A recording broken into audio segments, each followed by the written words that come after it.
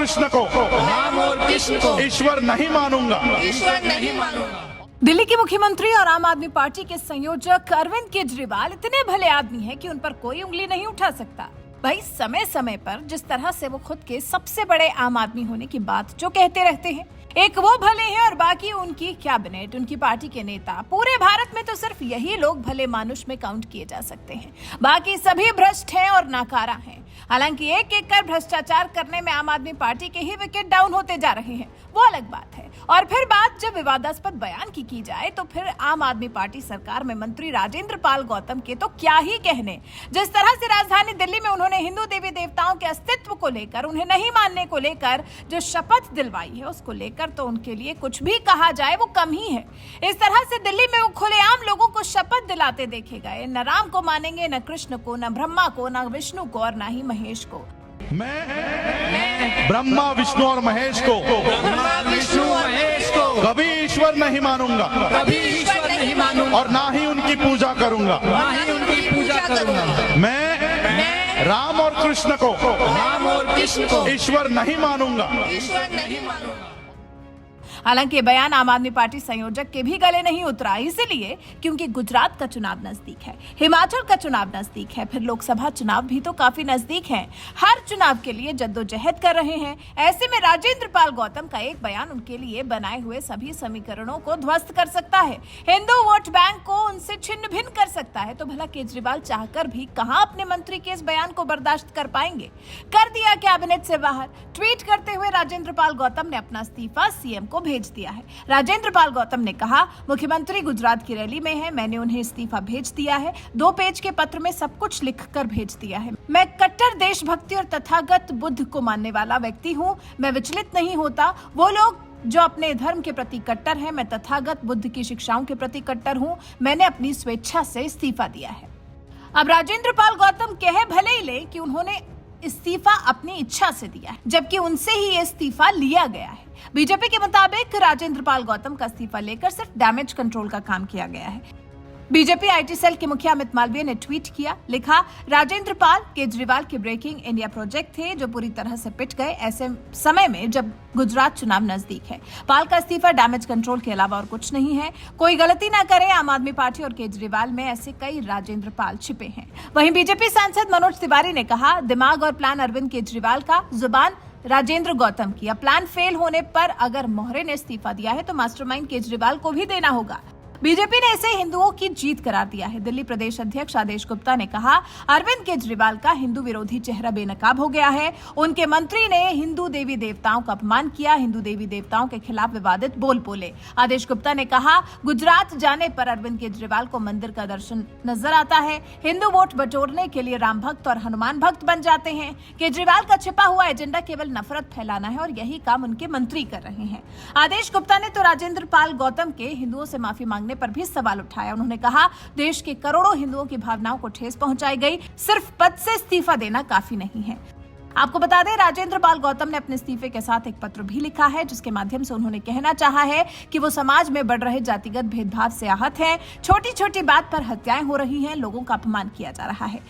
इन भाई साहब से कोई ये पूछे कि छोटी छोटी बातों पर हत्या कौन कर रहा है, हिंदू देवी देवताओं का अपमान कौन कर रहा है, कौन हिंदुओं की भावनाओं को आहत कर रहा है। आपको बता दें, 5 अक्टूबर को राजेंद्र पाल गौतम ने यह प्रतिज्ञा दिलाई थी, हिंदू देवी देवताओं के बहिष्कार की शपथ दिलाई थी। उनका वीडियो सोशल मीडिया पर वायरल हुआ था। इस वीडियो में वो हिंदू देवी देवताओं को ईश्वर नहीं मानने की शपथ दिला रहे थे।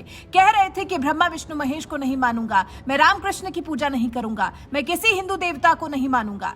राजेंद्र पाल गौतम का यही वीडियो सामने आने के बाद काफी विवाद हुआ और उसके बाद केजरीवाल ने स्थिति को संभालने के लिहाज से जब अपने मंत्री का इस्तीफा ले लिया है, हिंदू वोट बैंक के खिसक जाने के डर से जो राजेंद्र गौतम से इस्तीफा मांगा है, बीजेपी इसे हिंदुओं की जीत बता रही है और साथ ही केजरीवाल का डैमेज कंट्रोल। आपकी नजर में राजेंद्र पाल गौतम का इस्तीफा देना क्या है? क्या दबाव में आकर केजरीवाल ने इस्तीफा लिया है? क्या गौतम के बयान से केजरीवाल को हिंदू वोट बैंक खिसक जाने का डर था? आखिर क्या वजह रही जो गौतम ने अपने बयान के लिए इस्तीफा दिया है? आप इस बारे में क्या सोचते हैं? कमेंट कर हमें जरूर बताएं। मैं ब्रह्मा विष्णु और महेश को कभी ईश्वर नहीं मानूंगा, और ना ही उनकी पूजा करूंगा।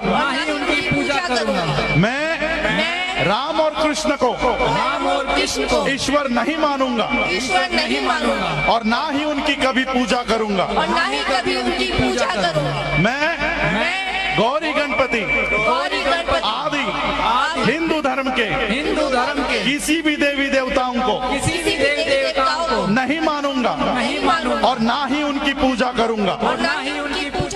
ईश्वर ने जब उन्होंने 14 अक्टूबर 1956 को अपने लाखों अनुयायियों के साथ बौद्ध धर्म की दीक्षा ली, तब से हर साल वो दीक्षा का आयोजन पूरे दुनिया के अंदर मनाया जाता है।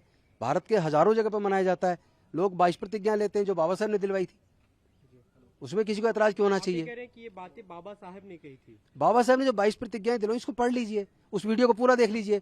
बीजेपी तो कट पेस्ट करती है, छोटा काट के अपने फायदे की चीज चलाएगी। हमें उसमें कोई दिक्कत नहीं है। बीजेपी जो काम करना चाहे करे, लेकिन बीजेपी अपना मत स्पष्ट करे। बीजेपी जातिवाद मुक्त, छुआछूत मुक्त भारत बनाना चाहती है नहीं। क्या अभी भी भारत में मूंछ रखने पर हत्या होती रहेंगी? क्या अभी भी घड़ा छूने पर हत्या होती रहेगी? क्या अभी भी घोड़ी पे बारात निकालने पर हमला होगा? लेकिन मैं आपके चैनल के माध्यम से मोहन भागवत जी का धन्यवाद जरूर करना चाहूंगा कि परसों उन्होंने स्वयं हमारे इस दुख को अपने वक्तव्य में शामिल किया। जो हमारा हजारों साल का दर्द है, जो जातिगत उत्पीड़न हम हजारों साल से झेलते आए, उसको उन्होंने अपने वक्तव्य में शामिल किया। और उन्होंने कहा कि सबके शमशान, मंदिर, जलाशय एक होने चाहिए। बौद्ध धर्म को भी बदनाम करने की कितनी बड़ी साजिश हुई है। आज हिंदू धर्म में, बौद्ध धर्म में जो मतावलंबी है, उनको लड़ाने का, उनमें नफरत फैलाने का कितना बड़ा प्रयास हुआ है। हम सभी ये मानते हैं, सभी धर्म समान है, सभी को अपना धर्म मानने की स्वतंत्रता है, आजादी है। हमारे देश के यशस्वी प्रधानमंत्री जी वो स्वयं कहते हैं। भारतीय जनता पार्टी का एक्ट देख लीजिए, वर्तमान सरकार का कोई भी बिहेवियर देख लीजिए, सभी धर्म समान है। और उसका दूसरा रूप हम अपने शासन कार्य में नरेंद्र मोदी जी लेके आते हैं। सबका साथ, सबका विकास, सबका विश्वास और सबका प्रयास। और अरविंद केजरीवाल, आपका ये मंत्री दंगा कराने की स्थिति में जा रहा है। उनके मंत्री ने, जो अरविंद केजरीवाल सरकार के मंत्री है, उन्होंने जो हिंदू देवी देवताओं के विरुद्ध में जो बातें कही थी, गलत बातें कही थी, अपमान किया था, उन्होंने इस्तीफा दे दिया है। हिंदुओं की बहुत बड़ी जीत है। ये भारतीय जनता पार्टी ने जो मुद्दा उठाया उसकी बहुत बड़ी जीत है। लेकिन कहीं न कहीं अरविंद केजरीवाल जो गुजरात में जाकर जय श्री कृष्णा करते हैं, जो गुजरात में मंदिरों के दर्शन करते हैं, जो वहां चुनाव जब होता है तो राम मंदिर हो या हनुमान भक्ति अपनी दिखाते हैं, लेकिन जो छुपा हुआ एजेंडा है वो नफरत फैलाने का है। और उनके मंत्री ने किया है। एक बार भी राजेंद्र पाल गौतम ने किसी भी रूप में हिंदुओं से माफी नहीं मांगी है। देश के करोड़ों हिंदुओं की भावनाओं को जो ठेस पहुंचाने का काम किया है, सिर्फ इस्तीफा देना पर्याप्त नहीं, उनको माफी भी मांगनी चाहिए। और अरविंद केजरीवाल को स्वयं माफी मांगनी चाहिए, जो कई बार चुनाव के अलावा कई बार अपने ट्विटर हैंडल पर हिंदुओं के पवित्र चिन्ह, स्वास्तिक चिन्ह के अपमान की भी बात कर चुके हैं, वीडियो डाल चुके हैं।